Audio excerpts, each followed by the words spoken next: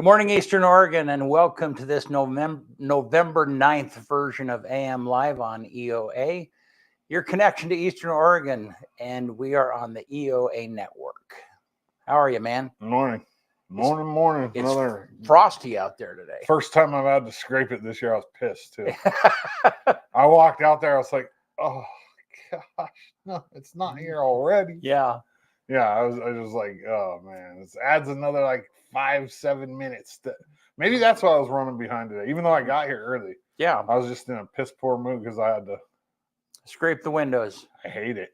I don't have one of those fancy scrapers, Some people have like a glove with a. No, I have a credit card. I can never find my scraper. Maybe that's what I'll get you for Christmas. Is one of those. I don't. But it's going to have to be a big one. It'd be yeah. I mean, then I guess my hand wouldn't be freezing by the time I get in the car. But yeah, it is what it is. It's yeah. So do you scrape? Are you one of those people that scrapes the whole window, or are you like just scrape a little? No, I scrape the whole thing. Yeah, I go the whole front, the whole back, and the driver's side and passenger side front. So I don't do the rear. But I mean, I'll do the whole thing with my. Yeah, I just use a car. Yeah. If I can get by with just a little window, I mean, I will. I mean, I'll scrape. When I scrape, I'll scrape quite a bit. But I'm one of those people. Get in, start the car, and while it's warming up, I'm out there just pull my jacket down to try to keep my hand, but it doesn't ever end up working. So Tanya warmed up her car today, which was like, okay, it must really be frosty. Yeah, she gets up a little before I do, and so like when I got up, like, is your car running? Yeah, I mean, I would go warm it up, but then I have to go all the way downstairs, go all the way back upstairs. No, I'll just warm it up while I know. This morning I was thinking about, like, wouldn't it be cool to have one of those cars that where you can hit the button and it starts. Yeah. We don't know nothing about that. No. That's because we I've drive. Never had a car like that. That's right. I don't even want a car like that. To me, that's just too many things that can go wrong. You know what I mean? Like, yeah. I'm not. Nah. But man, I tell you, the new cars these days, like. You don't even have to. I mean that. No, but I mean there are so many electronic bells and whistles. Yeah, that's what I'm saying. I don't want nothing like that because I don't. I mean, I didn't know this, but you can get heated steering wheels. Really? Heated steering wheel? Like really? Or I knew there was heated seats. I did not know there was air conditioned seats. Oh, I had heard that. I've never been in a car that had. No, I'm not. That would be weird for me. Yeah. Too much. I don't even necessarily need automatic windows. I mean, I'm cool with. Yeah, you can't buy a car. Last 20 years they've had. Yeah. BC, my car doesn't even have a driver's side door handle. Okay. You have to go up in with your fingers and give it a little love. But does it roll? Does it? No, it's got automatic. It's got, yeah. But somehow the door handle got broken. Yeah. And I just never fixed it. I'm sure Jake's got one out there, and it would probably take me about 10 minutes, but you can get in and out. So I'm good with it. I'm not the kind of person that's real worried about aesthetics when it comes to how my car looks. You know what I mean? I do. I get that. I understand that. This Saturday, Veterans Day, the Veterans Day parade, 11 o'clock out here. On Adams, we'll be streaming it. We will be streaming it, and Tanya's going to drive the van, so it'd be kind of fun. Oh, cool! My kids are coming into town this weekend, and we have a lot of fun stuff planned on top of the volleyball tournament. Let's talk about sports. All right.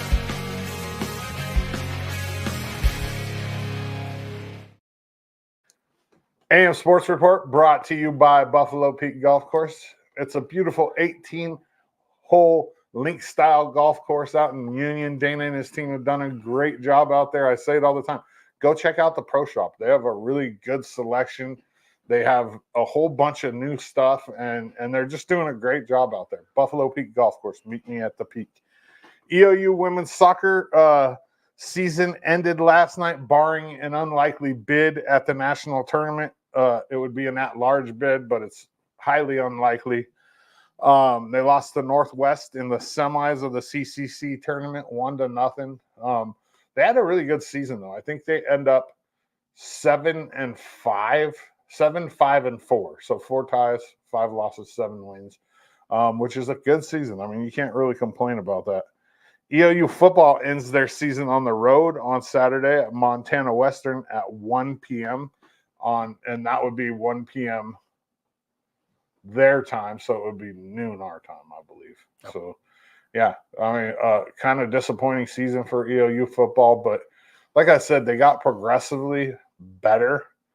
Yesterday, I released my sports show with the the two seniors, Carson Brown and Josh Mendoza.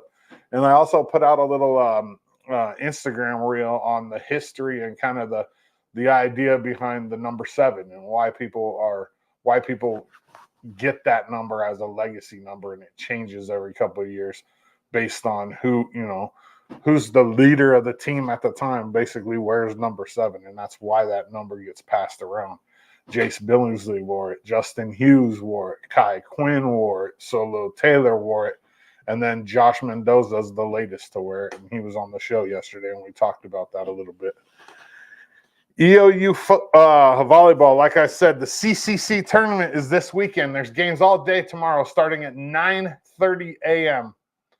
That's the quarterfinals. So the two quarterfinal matches are at 9:30, 12:30. The winners of those games, it's crazy how this tournament works. So there's already been games on Tuesday, right? That gets people into the quarters. The people that lose on Tuesday don't even come over here. The 9:30, 12:30 game are the quarters to match up EOU and Corbin, who are the 1 and 2 seeds. So the winners of those games, the lowest seeded team left will play Corbin at 5:30, and then at 5, and then the highest seeded team left will play EOU at 7:30 tomorrow night. So that the big information that you need to know is EOU plays at 7:30 tomorrow night. Okay. And it's going to be packed. The student section at EOU games, I mean, the baseball guys and the cross country boys, they show up for volleyball. It's exciting. And I posted a thing on my Instagram reel about getting Monty there, because Monty's never had any games.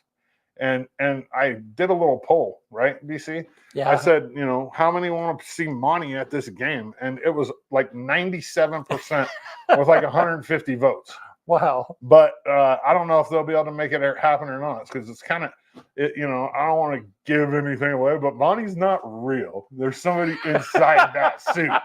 And they have a hard time finding somebody to do it. She's like, well, why don't you do it? I said, yeah, that suit ain't gonna fit me. Yeah. Like, there's no way. You'd have to get a customized suit. And Monty holding a camera. Yeah, and you have to move, and you have to like run around and jump and do push-ups, and you know what I mean? But it would be cool to see Monty at more games. I've had a lot of people actually talk to me about that. Like, hey, why isn't Monty ever at football games? And I finally asked, like, what is the deal? They just have a hard time finding people to do it, and they pay too. But they can only use college kids. So it's one of those things. EOU volleyball, though, that's going to be exciting. Speaking of that, I had a couple of the young ladies on my show today, and here's a little clip of what they had to say. What about you personally? What do you like about Eastern Oregon, like the area? Well, when I visited, it reminds me a lot of Wenatchee, just like smaller.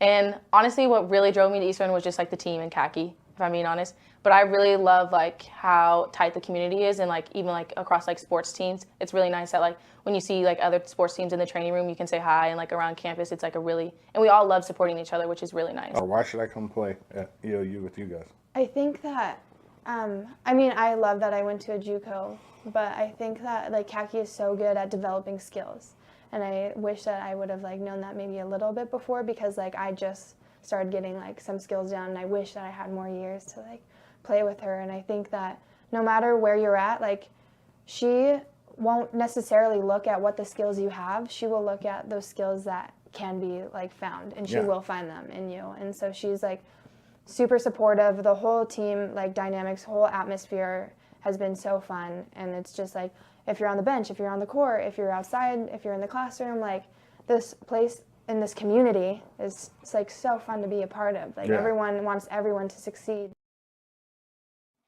Today, 5:30, and not the AM sports report, on the sports show, AJ Washington and Britt Vaughn from EOU volleyball. They were both really good interviews, and that these volleyball girls, they're all the same, man. They're all smart.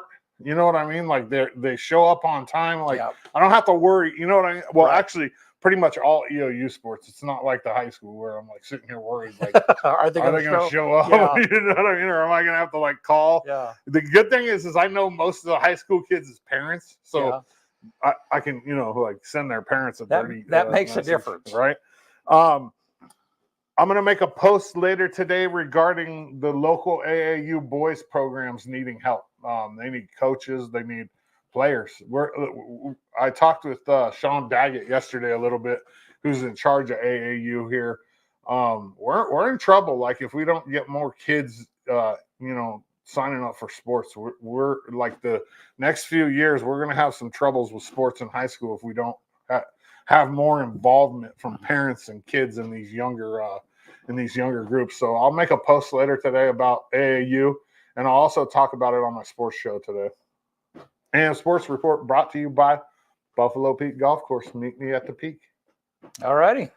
Yeah. Cool. Well, let's look outside quickly here. It looks nice out there, Yeah. but it ain't nice.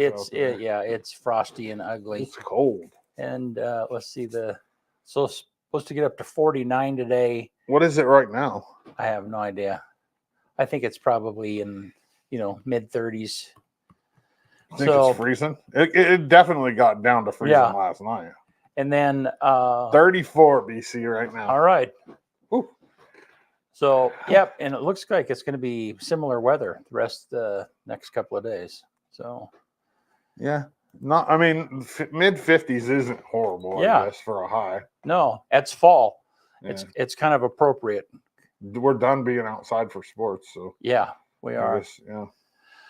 Sadly. Well, this morning we have Superintendent George Mendoza with us, and we'll be right back.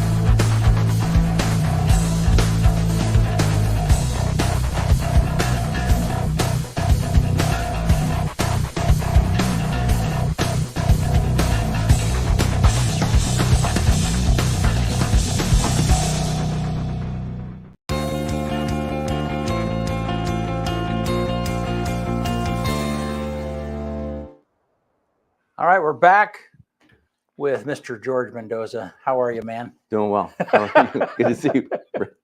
Always good to see you. Good Seems like time is good to see you too. It seems like time is flying, man. Like quarterly, we have George Mendoza on, and it's like we're already there again. Yeah, it just clips by, doesn't it? Yeah. When you get old, man, time starts flying. I know how you guys feel now.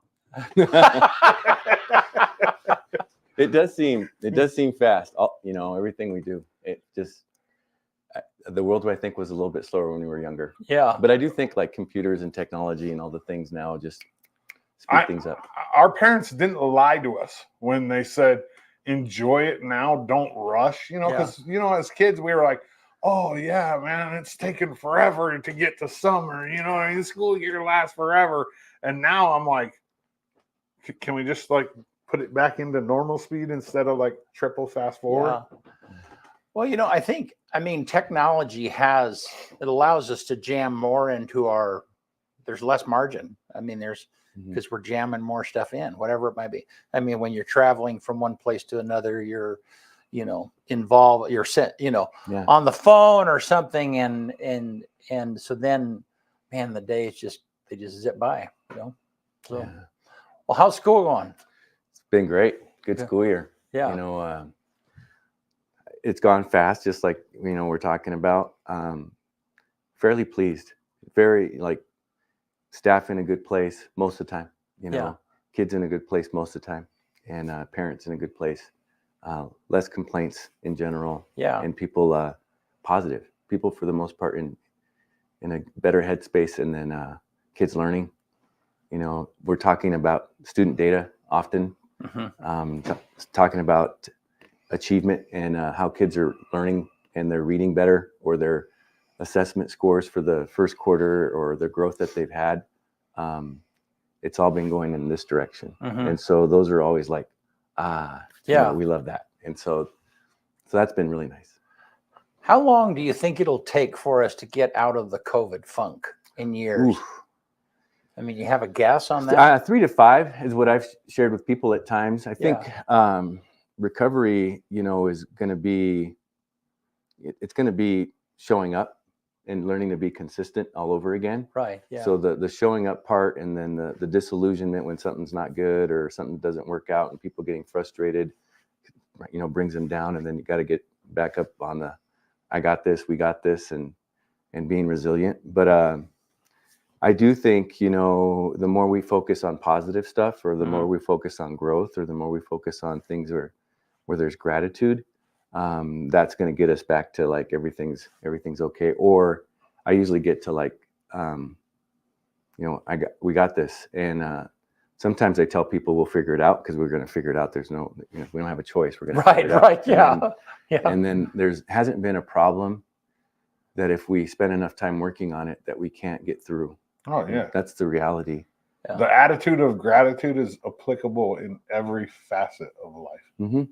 I mean, if you have it's hard to feel bad about something if you're grateful. Love that. You know, I'll even say that I sometimes tell people, like, back to moving forward, we don't have a choice, right? But it's this, like, for every problem that we have, the only way to solve it is to move forward in solving it. And I don't care if it's a relationship, you got to communicate, you got to work on it to move forward. And then if it's you got a problem with your knee, I was telling you about. Yeah. I don't have a choice except to try to see what I can do to fix it, Right. so that I can move forward. Right. And same with reading.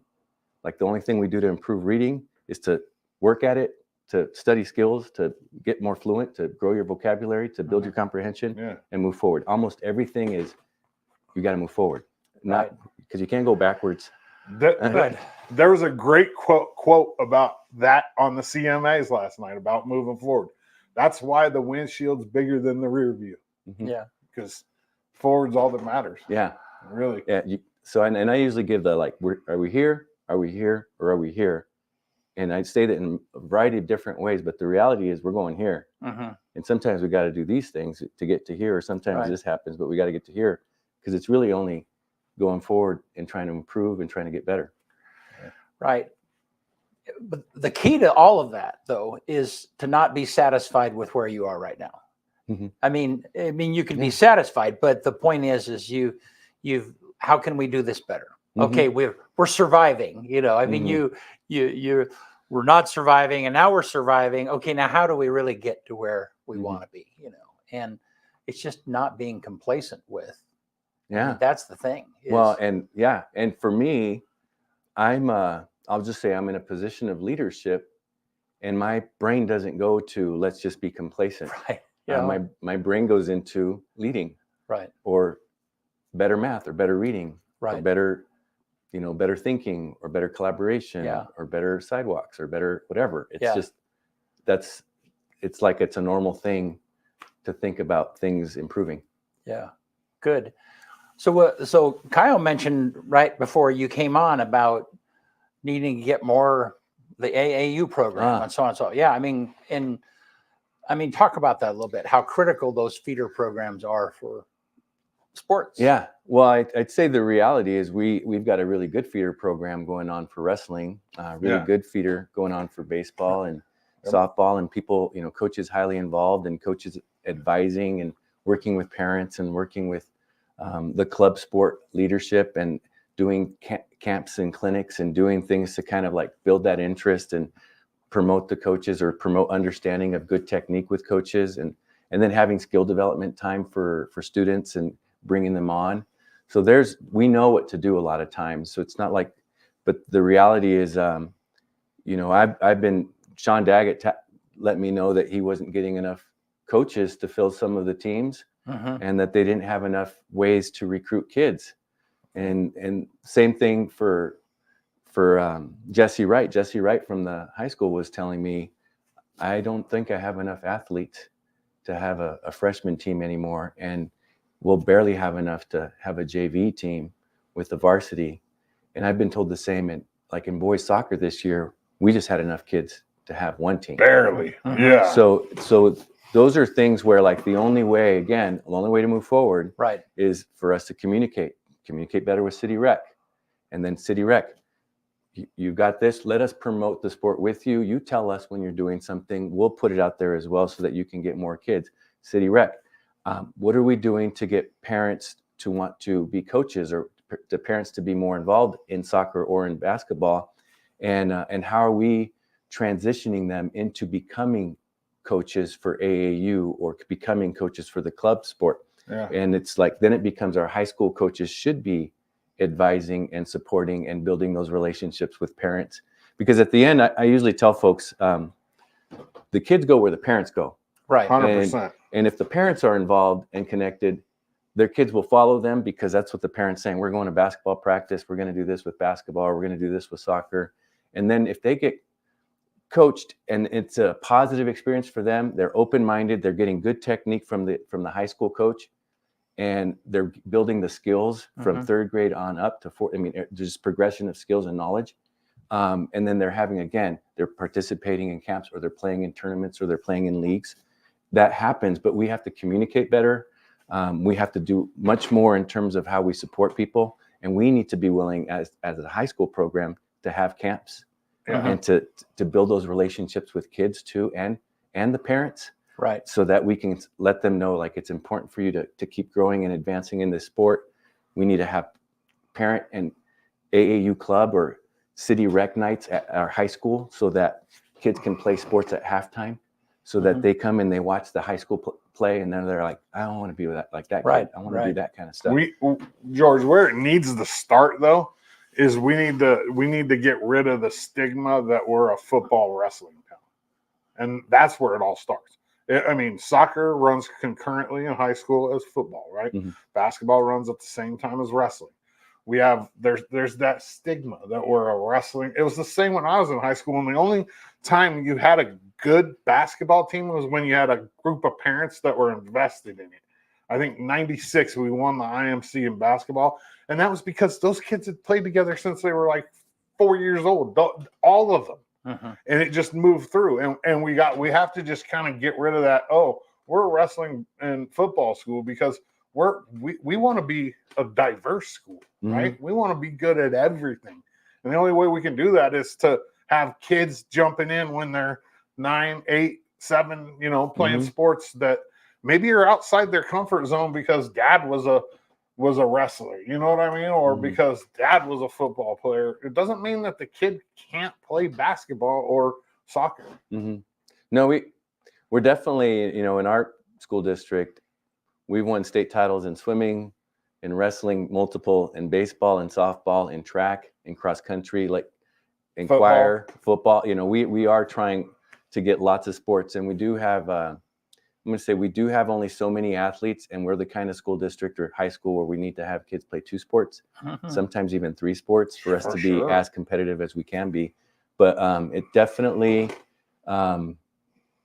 there should be, we're large enough too, where there should be enough. If you want to be a basketball player, we've got systems in place for basketball. Right. Or if you want to be a soccer player, we've got systems in place for that. And those are things that we got to really spend some more time on trying to build.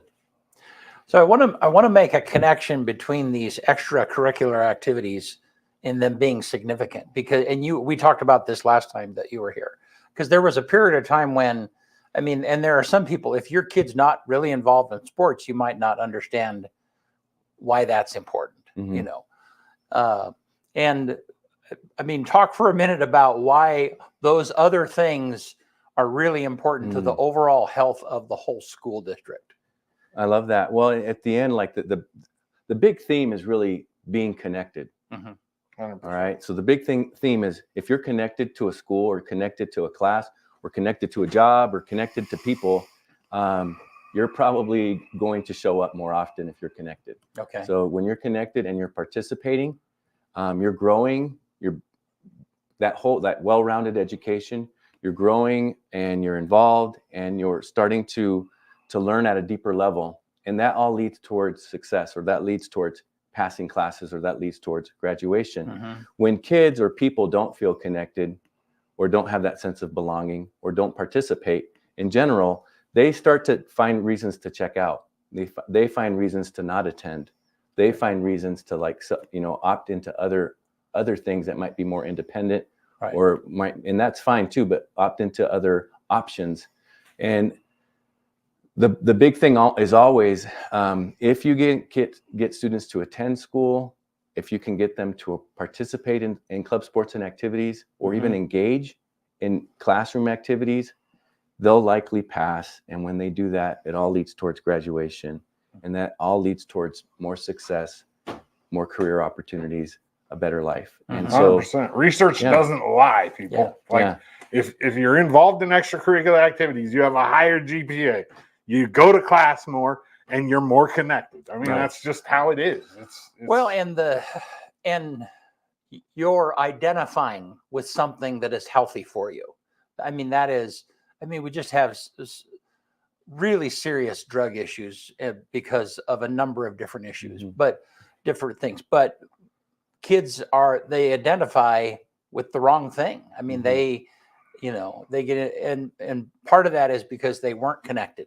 They didn't connect to something more significant. And I'm going to just say back to how coaches influences or teachers or us and our impact back to those little things. Like, I see you kind of deal. Right. A coach that is working with an athlete builds that relationship and understands what drives or motivates, or even builds knowledge or skills on things that they need. Same thing for teachers, or same things for us. When a person knows I'm showing up and you care about me, or you know me, or you want me to get better at something, right, or you want to mentor me, or you want to guide me, whatever it might be, you want to teach me, those things also, like, I'm cared about, I'm valued, I'm understood. And that's another layer of how important it is for us to create that connection so that people can move that way. Yeah. And so it's all, like, to me, there's a lot of interrelation to all these things. We do have, like, an obligation to build relationships. Right. That's what we were made to teach, right? Or keep you safe. Right. We were made to help you learn. Right. We have an obligation to know you. Right. And so our schools have to do that too. But then it has to also be that the parents know that, and that the kids want that, and that we're doing all of these together, because that ultimately leads to a good community. Yeah. Or a good family, or a good school district. Good stuff. Yeah. Let's talk for a minute about attendance, because and you talked about this last time, how critical that is. But you spoke at the Rotary group that I'm a part of, and you're a part of. And one of the things that you talked about, which surprised me, was athletes and their attendance. Yes. So how do they, give us, you had a thing there where it's like, I don't know, kind of give me those stats. You want kids to attend this much, but just an athlete being involved. Let me talk about that. The state has goals around attendance. Okay. Right. So they they don't like the word chronic absenteeism. Chronic absenteeism is pretty much you missing more than 10%. Okay. So they think the word that people like to hear is regular attenders. A regular attender doesn't miss more than 10% of a school year. A regular attender, basically is showing up consistently. And again, if you show up, if you participate in class, you're going to likely learn concepts and skills and advance and get credits and pass classes and graduate ultimately. And usually for me, even what I would tell anyone is, if you miss a lot of instruction, partial understandings or misunderstandings or partial conceptions of concepts and skills that need to be mastered, it's hard. And then when people miss a lot too, you slow down everybody else too, because if you have a lot of kids missing, people say, like, I'm not going to teach that lesson today, or we're not going to do that test today, right? Or we're going to reteach because too many people were gone because of this. And it just waters us down. It slows us down. It does all these things. But ultimately, back to kind of, it's a Kyle thing that with high school athletes, even though they're gone, and they are gone because we're in LeGrand and we've got to travel to Portland, or we got to travel to Crook County, or we got to travel anyway. Everywhere we go is 3 hours at times, or 4 hours or longer. And these kids miss a lot of school, right? They're still very involved. So they're kind of connected and they feel that sense of belonging. They're turning in their assignments. They're doing all the things they got to do, because in order to play a sport, you got to pass your classes to stay eligible. So they're doing all that they have to do. So it's a little added layer of complexity for them for work. But a kid that's playing 3 sports, think like every sport maybe they'll lose up to 10 days of school in a bus traveling back and forth, because they leave at lunchtime, and they might do that often. So a high school athlete that's a varsity athlete that's playing 3 sports might miss anywhere from 23 to 30 days of instructional time. They're still participating, so it does count as attendance, but they're going to a sport and they're not in class. Right. And that doesn't count, just so you know, as a chronic absenteeism. But when you're missing class, but it matters. Yeah, and you're getting stuff. 10% is 17 days, right, or 17, somewhere around there. Yeah. So I mean, I think we've been incredibly blessed. We've seen this year after year where there'll be someone who is a real involved athlete, very good at what they do, and they're valedictorians. Yeah. Right. They're high achieving kids. Yes. Often. Right. Yeah. So they're that's every year. Right. Back to that, people. It's almost counterintuitive at times, because people think that they're missing school because they're playing a sport, but the reality is they're fairly motivated. Right. They're achievement oriented. They've got goals. They want to succeed, and they have high accountability and responsibility. And a coach will tell them, "Get your assignment turned in," or a teacher will say, "I need you to do this." They're more like apt to say, "I'll get it done," versus, "I'm not going to get it done." Yeah. So. No, it was just interesting. So, all right, well, let's switch. Talk to us about some of the building projects that are going on and how that's going. I mean, the Wildcat Center, how's that? So Wildcat Center is great. They've poured the foundation. Things are stubbed in for electrical and plumbing, and now they're putting in the frame pieces so that they can start to put up the walls, the shell. So that's progressing well. Likely end of November-ish, there should be a lot of shells going up. So the structure will somewhat look like a structure by the end of November and through December. So when are they hoping that it's going to be? I mean, you guys closed will be able in. to use it. Yeah, closed in December or January, and then after that, it's just all the inside work that's going to be taking place too. Really, we want. I've been telling them I want occupancy, or at least initial occupancy, by June.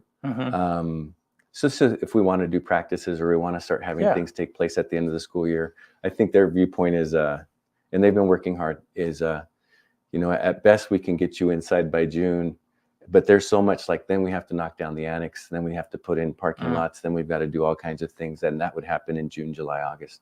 But June is when I want to be inside. And for us to say we got to furnish it, we got to put, desks and chairs and scoreboards and all these things. So hopefully by next school year. Oh yeah, it'll be in full use. Yeah, full use, and the whole complex should look like a smooth complex where everything looks like it belongs. And we'll likely repaint the middle school to make it a similar color so that whole place looks uniform. Yeah. And then I'll update we'll update the soccer fields too, and make sure that the scoreboard looks nice, or the sheds look up to date. And then they're also putting in the greenhouse right now. I was going to say, I was just going to ask you about that. Yeah, so that greenhouse has been also starting to come up, and the goal is to have that done end of November as well. Now, where is that at? That's going to be over by the soccer field. Okay. Up on that top level. Oh, okay. Where we have some storage already that we're going to be moving. So it should look like a really nice new big building. And the purpose of the greenhouse is? Well, our middle school program has, very strong plant cell program that takes place Mother's Day-ish. And so they do a lot of growing of plants, of growing of flowers, and doing a lot of learning or applied learning Yeah. of science through that program. And What's that? Is that botany? What are they? I got science. Okay. Yeah, but botany, is Yeah. is study of plants. But, Okay. But it probably some kind of plant science. Earth science. Yeah. Yeah. Earth science in middle school. Yeah. But there's nothing wrong with learning how to maintain a crop, or Yeah. Grow. Yeah. Yeah. Get a green thumb early. Well, and I think that, right. I mean, and that is something that EOU has started too. I mean, they have a degree now essentially in farming. That's not farming. That's not what they call it. But I mean, Yeah, they are, I mean, kind of going back Mhm. and, planting those seeds. Yeah. Yeah. Yeah. I mean, that's awesome. That's Yeah. good. No, we need that. Okay. Well said. Now, and the high school's building some houses. I mean, Yes. yeah. Talk to us about that. Tiger Houses is happening. Same. They've got the foundation up. The foundation, and they put in footings. They still need to get to framing. I Okay. think they're what I would say is behind schedule. Okay. But I think the goal, of course, is still to try to get it framed and then closed in, and then for us to build as quickly as we can, as best as we can. Our goal had been to get it done by the end of May. And I'm going to speculate that it's probably going to take longer than that, just because I'm seeing things slower than that we would have wanted them to Yeah. be. But my hope would be that we're done in June or July. So where are those houses at? So it's really behind Zion Lutheran. I think it's I Avenue. It's behind the central parking lot. Okay. So it's in that I Avenue right behind. It's Zion it's Lutheran. just one house right now, right? It's a townhome. Yeah. It's Like a duplex? yeah. Okay. But a little bigger. And Okay. 2 stories. Okay. So how is that? I mean, I'm trying to, we used to have shop class or Yeah. whatever it might be. Is that so during that period, they go grab their tools? for 2 periods a day. They go, I mean, how does that So function? we have all kinds of stuff in a shed, and we do have tools and tool bags, and we have a job site that has lots of different things that you would have for any construction worker. We do have Gus Chachis is the general contractor, Okay. and we do have Tim. I think it's Tim Matthews is his name. Tim is doing the framing right now with his team. Okay. But our kids also help and support. So whatever needs to be cut in terms of cutting of wood or whatever needs to be measured, our kids are helping with cutting of woods or measuring things and then bringing them materials and helping them to do their jobs. And so right now, what I sometimes tell folks is it's going to likely be about 80% of this build gets done by the contractors that we hire, the subcontractors, and our students are going to keep learning on what to do. Eventually, my goal would be that 70 to 80% gets done by our high school students on the wood side, Right. on the framing side, Right. on the hanging sheetrock side. All these kinds of things will shift over to us over time, but there'll always be a subcontractor that they're the electrician or they're the plumber. They're the roofer. They're the person that does a lot. And OSHA has a lot of rules too for what a high school kid can do Right. versus what they can't. But and you have to work within that structure. But 2 periods a day right now is taking place. In when we get more students, it might be one group does 2 periods and then another group does 2 periods. So then it's 4 periods for Parker McKinley, who's the teacher. I was going to say Yeah. what teacher is doing So that? he's Yeah. the teacher, and Parker's just So he's like so every class, I mean, whenever there's that, I mean, they all head out there, they get, yeah, and then he works with the generals, and he works with the subs, and then he works with anything that we need to do with permits or anything that needs to happen with equipment, material, and supplies. He's the guy that orders it and makes it. So, and he's also studying to be a general contractor. So he'll be the teacher and the general, and then he'll teach 4 classes, and then on the other 3 classes, he'll be doing all the other prep work that has to take place for that job site, and then he'll be in the future getting ready for us to get to the next land development or the next job site. So he's also leading in the permits and hiring subcontractors and all those things. Eventually, that probably becomes a fairly profitable fundraiser. Not maybe. I mean, I'm probably in the like. I would just like for us to get enough money back every single time on the land that we purchased and all the materials and supplies that we purchased, and to be able to do the next yeah, one. to get to the next one. And we'll always pay for Parker, and Parker is, I mean, a teacher, teachers are $100,000 to $120,000 a year with all the Right. bells and whistles, benefits, and all these kinds of things. And so, paying for Parker out of Measure 98, which is High School Success Act, that is one goal for me. So to make it clear, is the teacher paid for out of a special program fund that we receive for high school success. Yeah. But the building and the materials and the supplies and all of those things off of federal grants or other grants, not general fund resources that I would traditionally use to pay for teachers or for supplies and materials that are meant for students. We built this program to be based on grants and other things as seed money to get us started. And we're hoping that seed money will always pay for the next house, the next property, and all those things. And then we'll keep paying for the teacher, but really outside resources get used to pay for the houses and the lots and all that. Well, George, we got to get you out of here today. Is there anything else you want to brag about real quick before we quit? Burning issues? No, I think, in general, I've been sharing at times enrollment is low. So whenever you have lower enrollment, that means you get less state school funds. Right. And then when you have less state school funds, you have to figure out where you reduce. And I think you said we're like 250 kids down from pre-COVID. From the highest point ever that we've ever had, we're Yeah. about 250 kids from our highest point ever. And so that's a reality. And we're losing ESSER funds. We're losing those elementary, secondary schools Recovery Act funds. This is the end of that. And that's what we have used to be able to keep a lot of our, at least 10 positions. So this year we'll have to be really smart with really using any special categorical funds that we have, or using any funds and trying to absorb teaching positions. The reality is we'll probably shrink a little bit. And when there is some natural attrition, there'll be times I might make a decision to not fill a position.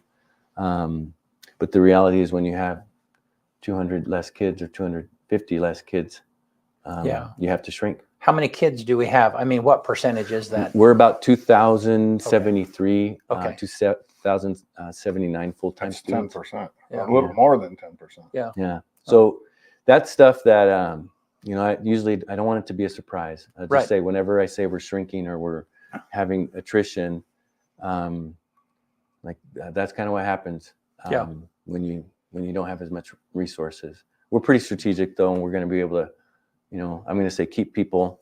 But if people resign, there'll be times where I'll probably be thinking like, should we fill that job? Right. Yeah. Or not Can we fill get that by? job? Yeah. All right. Well, thank you. Yeah. Always a pleasure. You and I could talk for a long time. All of us could. Yeah. So, all right, man, you want to get us out of here? On this day, November 9th, 1620, after a month of delays off the English coast and about 2 months at sea, the Mayflower finally spotted land at Cape Cod.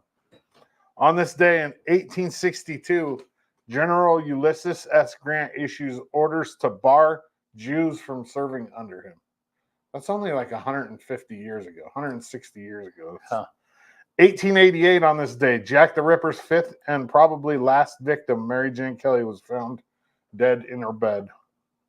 1904, on this day, the first airplane flight over 5 minutes in history. 1904. 1984, on this day, Wesley Craven's horror film A Nightmare on Elm Street premieres in the United States. That was a huge series, man. I'm not a big fan of, the horror movies. I'm not either. Yeah. Some people are really crazy about it.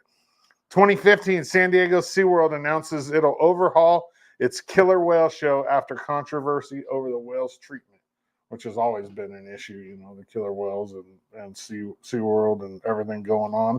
Number one song in the country on this day, 1993, Meatloaf, I Would Do Anything for Love.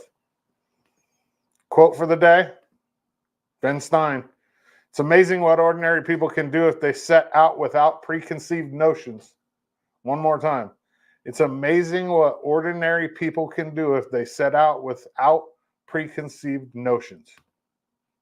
All right. Yeah, sports show today. We're going to talk about AAU basketball. I'll have the EOU ladies on and from the volleyball team, but I'm also going to make a post about the whole AAU basketball thing by itself and just, you know, get some information out there for you guys to figure out, you know, how to help support this program. And girls volleyball Friday, what did you say, 7:30? 7:30. 7:30. And then we'll be streaming the Veterans Day Parade. Come downtown Saturday at 11 a.m. is the parade. So thank you. Hey, thanks, George, for being with us. Thanks, Eastern Oregon. We'll see you soon.